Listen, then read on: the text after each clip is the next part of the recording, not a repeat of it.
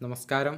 Raf talks ഫുട്ബോളിലേക്ക് ഏവർക്കും സ്വാഗതം. സൂപ്പർ താരം ക്രിസ്ത്യാനോ റൊണാൾഡോയുടെ സൗദി അറേബ്യൻ ക്ലബ്ബായ അൽ നസർ നാളെ നടക്കുന്ന മത്സരത്തിൽ കളിക്കളത്തിലേക്ക് ഇറങ്ങുന്നുണ്ട്. എതിരാളികൾ അൽ ഖാദിസിയയാണ്. നാളെ രാത്രി ഇന്ത്യൻ സമയം 10:30 ഈ ഒരു മത്സരം നടക്കുക. അൽ നസറിൻ്റെ മൈതാനത്ത് വെച്ചുകൊണ്ടാണ് ഈ മത്സരം അരങ്ങേറുക. സൂപ്പർ താരം ക്രിസ്ത്യാനോ റൊണാൾഡോ ഈ മത്സരത്തിന് വേണ്ടിയുള്ള ഒരുക്കങ്ങൾ നേരത്തെ ആരംഭിച്ചിരുന്നു. നമുക്കറിയാം, കഴിഞ്ഞ യുവേഫ നാഷൻസ് ലീഗ് മത്സരത്തിൽ ക്രൊയേഷ്യക്കെതിരെ റൊണാൾഡോ കളിച്ചിരുന്നില്ല.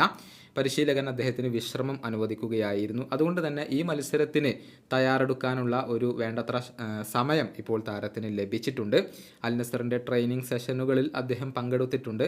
നാളത്തെ മത്സരത്തിൽ റൊണാൾഡോ സ്റ്റാർട്ട് ചെയ്യും എന്ന് തന്നെയാണ് പ്രതീക്ഷിക്കപ്പെടുന്നത്. കൂടാതെ മറ്റൊരു ശുഭവാർത്ത കൂടി ഈ ക്ലബിനെ തേടിയെത്തിയിട്ടുണ്ട്. ബ്രസീലിയൻ താരമായ ടാലിസ്ക ഇതുവരെ പരിക്കിൻ്റെ പിടിയിലായിരുന്നു. പക്ഷേ അദ്ദേഹത്തിൻ്റെ പരിക്കൊക്കെ ഇപ്പോൾ മാറിയിട്ടുണ്ട്.